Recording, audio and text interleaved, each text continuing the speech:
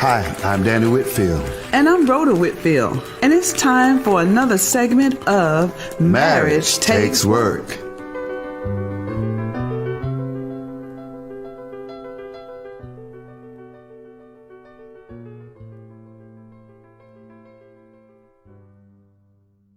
Hello, and welcome to another segment of Marriage Takes Work. We are in a new year. 2024 is the year to expect more. More in your marriage, your finances, of yourself, more love, understanding, and forgiveness. But to expect more, you have to give more. With that being said, we have a great topic for discussion for you to kick off your new year along with our weekly guest, Elder Darrick, and First Lady Takia McGhee of Bible-Based Church, Tallahassee, Florida. How are you both doing today? I'm great. Doing well. Awesome. Great to have you guys back with us this week. Yes, sir.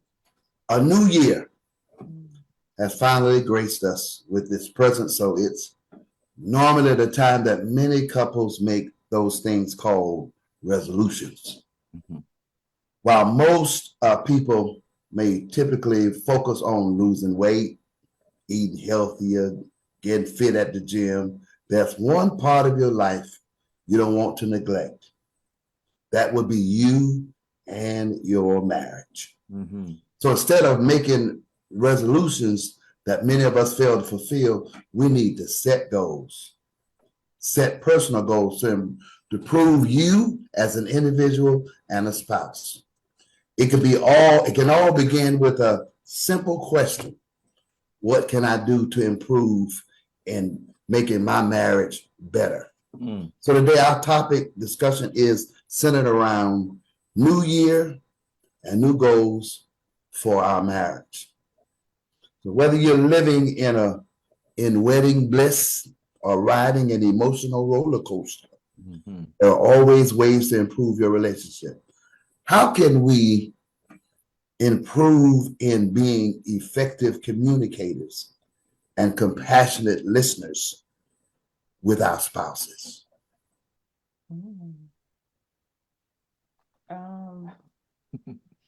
I think by having an honest conversation without, I don't want to say without being emotional or without being so quick to be defensive, but being willing to sit and listen with an open ear and saying, I'm gonna let you have this, I'm gonna let you talk, I'm not gonna interrupt you.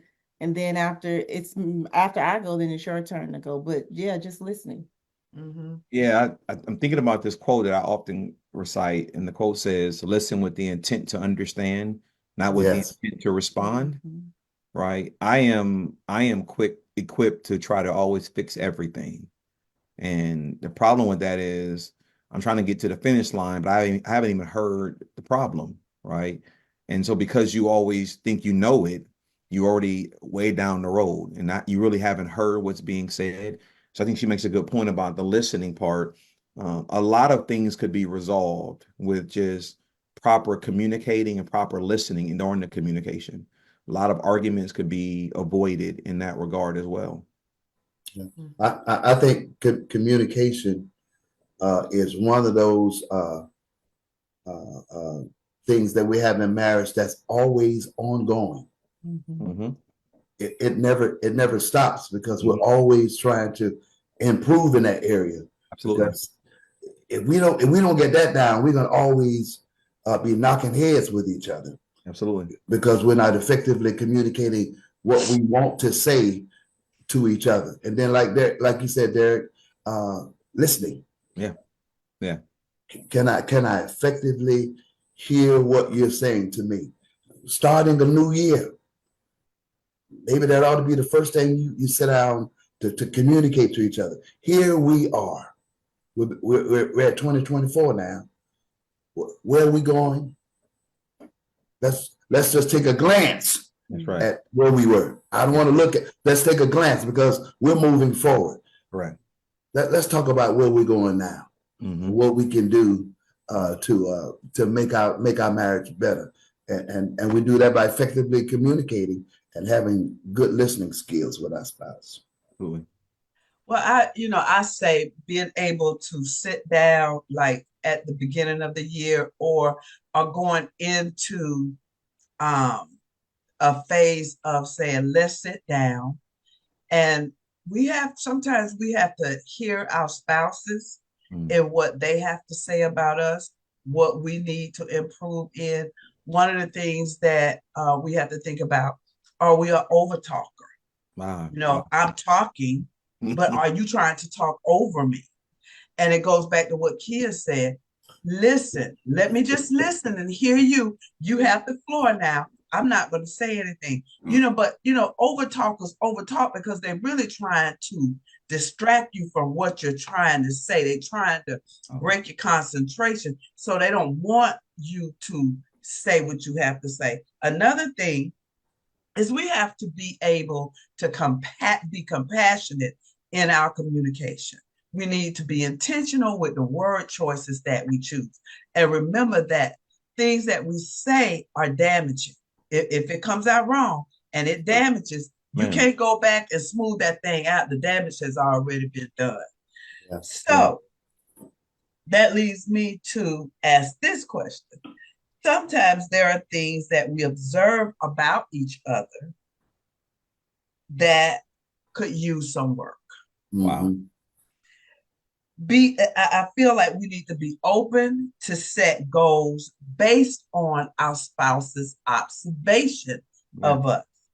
How do you all feel we can accomplish this without things being taken in the wrong spirit? Again, I'm saying that it's ongoing. Mm-hmm. It's something that we got to keep kicking at it.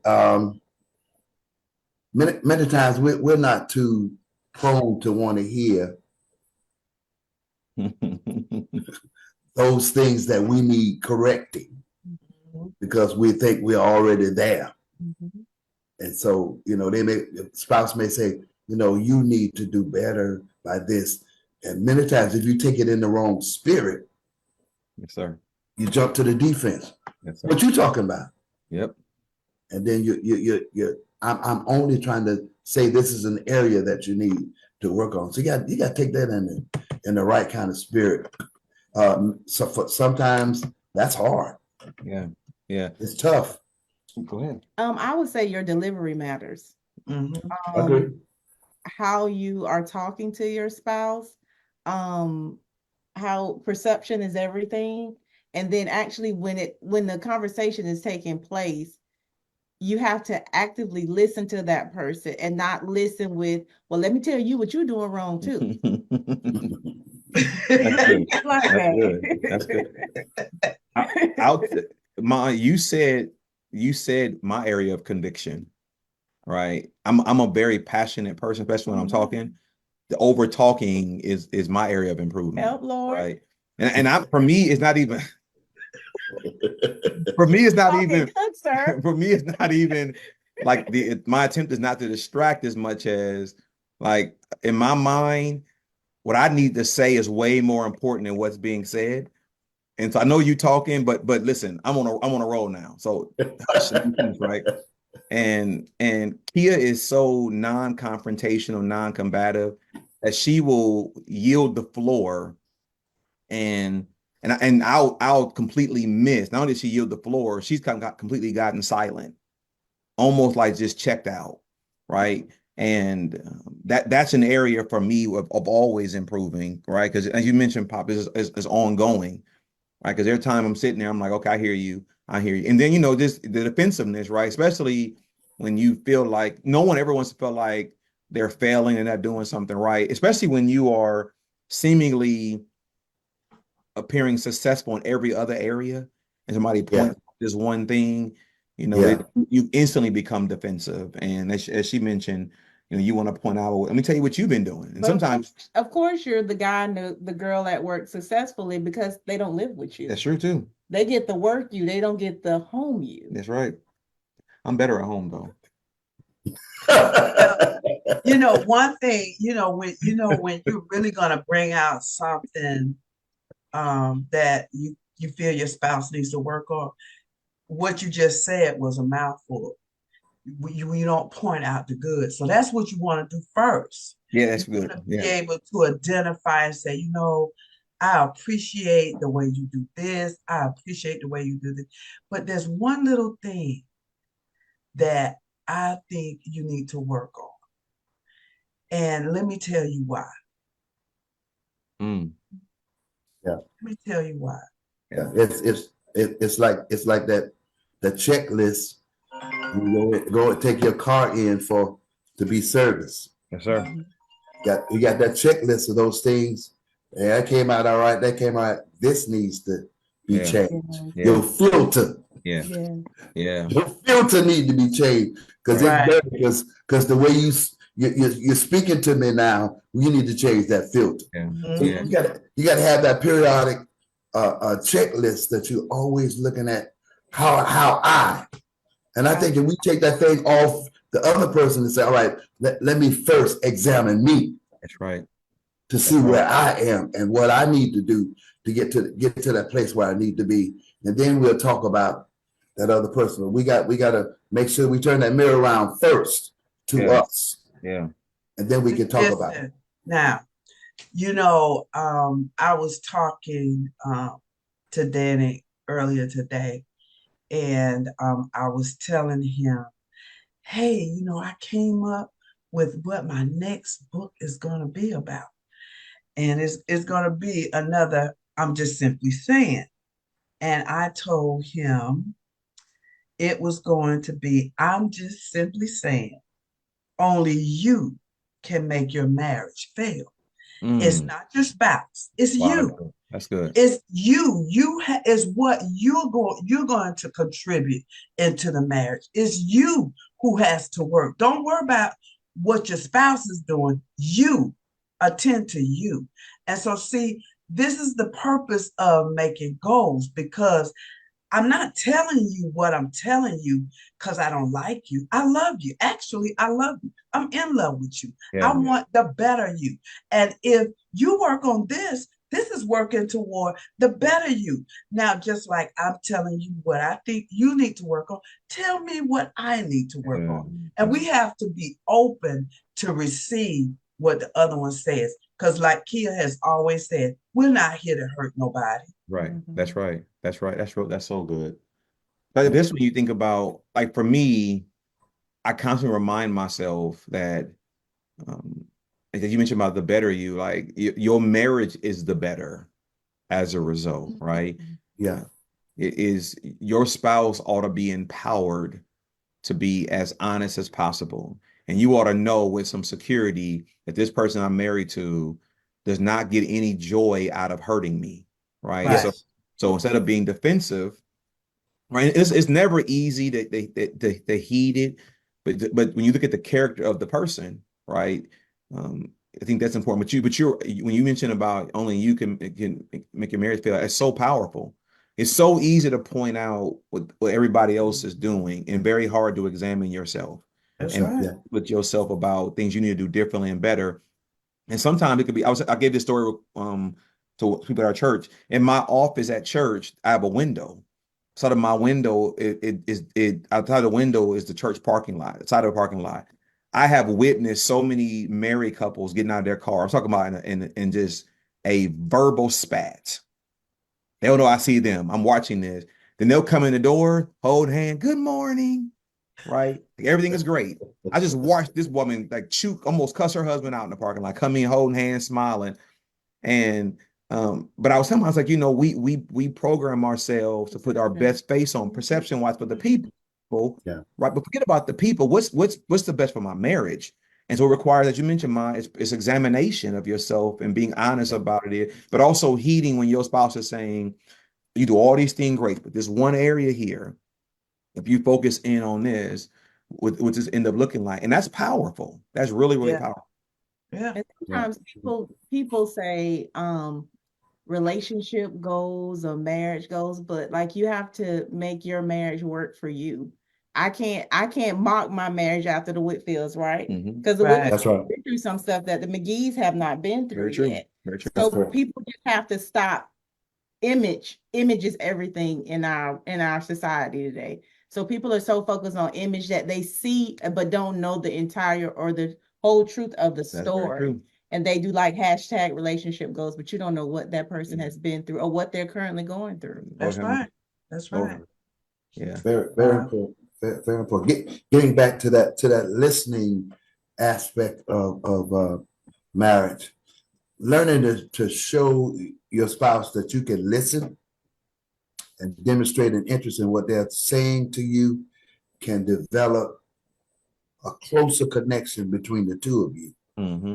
How do you feel learning how to effectively listen to your spouse in non-confrontational discussion can help with the outcome of a discussion during the disagreement? Well, I think the first advice I would give anyone, including myself, is you can't get to a resolve until you first get to a position of calm, right? Yeah. Like going to that person and you're on 10 is going to intensify where things are. So being honest about maybe for a set time, right? We just need to get away from each other, calm down, and then come back. I think another thing is eliminate all distractions, right? Phone, TV, whatever is going to be a vice to keep you not in tune. The end goal should be to get to a resolve out of maturity, right? And I speak for us, we've matured to this place and still maturing to this place of we're going to resolve this. We're not going to let this linger. I'm not going to let this linger. It's not healthy to do that. We shouldn't want to do that, right? And and again, most disagreements you have is just a lack of either communication or interpretation of what's being said. Yeah. But eliminating all distractions and really trying to get to the point where you're trying to understand what the other person is saying. Yeah. Right. Dr. Faye talks about this all the time about with trauma comes triggers. And I compare that to, I grew up in Los Angeles, right? For every earthquake, you can have hundreds of aftershocks, right? Aftershocks come as a result of earthquakes. So do triggers. And sometimes we get defensive and confrontation because it's a trigger from something in the past that never got dealt with. And so now you're so defensive, you're so riled up in your current situation because of an unresolved trigger or traumatic experience. And so you have to be willing to hear the person, heed the person, and get to a resolve. And it's easier said than done, but it's definitely doable, right? Again, and just go back to remember who that person is. I would just say study to be quiet. Ooh, that's good. Just sit and listen. Don't cut them off. That was good. Don't overtalk them. Allow them to express how they're feeling. Because even for instance, even if me and Darrick talk, he started over talking, and I'll totally forget what I was actually going to say. And after he finished his dissertation, then I'm like, he was like, so what did you have to say? And I'm like, dude, I don't even remember. Like, when as important as my dissertation. But I think sometimes we don't know how to be quiet and really just good. sit in the moment and listen. That's really good. Because we are so eager to respond and react and be defensive about everything. Especially when you feel like you're being attacked. Yeah. You're being attacked. I can say this, I can be transparent. As Kia said, sometimes you just got to be quiet. Yes, sir. And listen to what they're trying to say. And then while you're listening, take a look at what they're saying and how it applies to you. Oh, that's good. I'm bad at somebody asking me to do something and to follow through and not putting something on a calendar. And so she was telling me the other day, you got to be careful how folk call you and say something and you don't put it down and you just go, you got all these irons in the fire and you just forget what somebody asked you to do. And all of a sudden you're at the 9th hour and here you go, you're overcommitting yourself. Yeah. The other part of me was saying, oh no, she ain't got to tell me all of that right there. But I had to listen. After I listened to her, I grabbed her by her hand and I said, I hear you. Mm. I understand what you're saying, and you're absolutely right. I had to understand that that's just what I was doing. That's so Yeah. good. And so I have to make an effort now That's good. with her being my secretary to say, hey, I got this. Would you put that on the calendar? Put that on the calendar such that it doesn't conflict with anything else we have scheduled for ourselves. And so it's you have to take it and how it's applicable to you. That's right. Okay, listen, don't jump, don't react. Mhm. Listen to what she's saying. Well, I believe this daily conversations. You know, I know a lot of times, I don't know how you all are able to do it during the course of the day, but Dan and I talk so many times a day. Mm-hmm. We make quick texts. I'll call him. If he's not available, he'll say 5 minutes.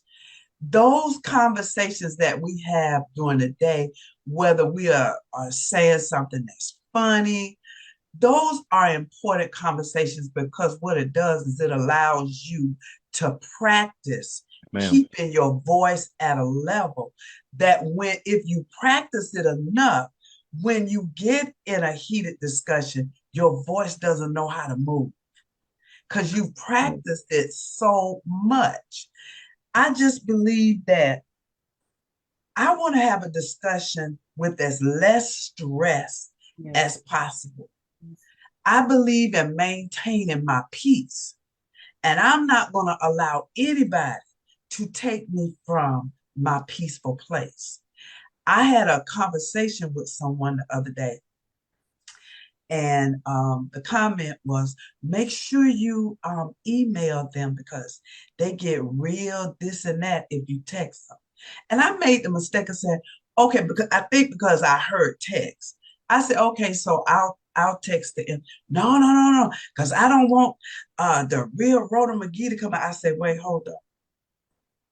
I worked too hard for her to stay where she is. Ma'am. And if I'm in the midst of people, grown people that are trying to bring me out of my peace, I don't need to be around them.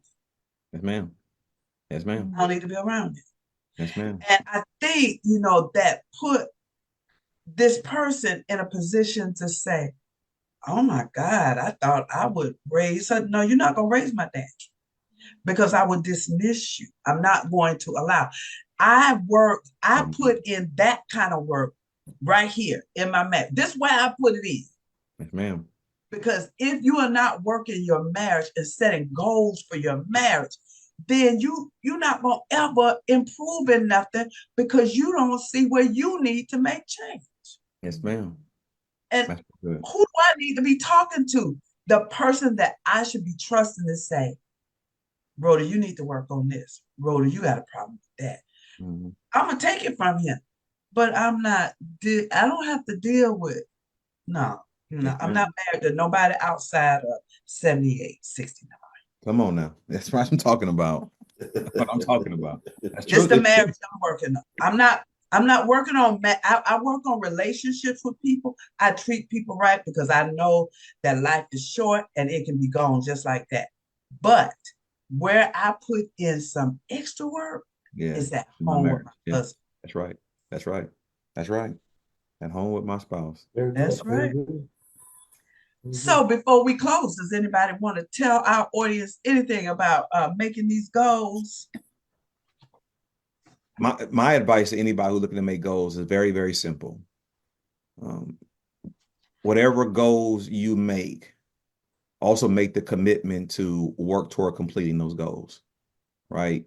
Don't make goals just because everybody else making goals. Like really make goals and then commit yourself to fulfilling those goals you made. And do them, as you mentioned, in your household. This ain't for the outside world. Right. This ain't for the outside world. And when making them, do check-in points. Oh, that's good too. Hey, Very good. yes, Yes. that's important. Yeah, girl. Because guess what? Let's say we're trying to lose weight. We don't lose weight and not go to the scale. That's the check-in point. Check-in point. Right. That's so true. That's so true. Okay. So Check-in you gotta point. have those check-in points. Well, all right, then y'all know where we are. Now do us a favor. and share this broadcast with your friends, married and single. Remember to turn to each other and not on each other. With that being said, we would like to give a special thank you in the year of 2024 to Elder Darrick and First Lady Takia McGhee for joining us here on Marriage Takes Work. And remind you, our viewing and listening audience, to stay the course and be blessed. Amen. Hey there, everyone. This is Rhoda Whitfield. Have you downloaded the Hallelujah 95.3 app? If not, go to your app store and do it today. We don't want you to miss not one segment coming your way. We hope you receive some helpful nuggets today to apply to your marriage. Joining us next week will be Elder Gerald and First Lady Sharon McGhee. So set your alarm to join us then as we dive into another Marriage Takes Work topic. Bye for now, until next week.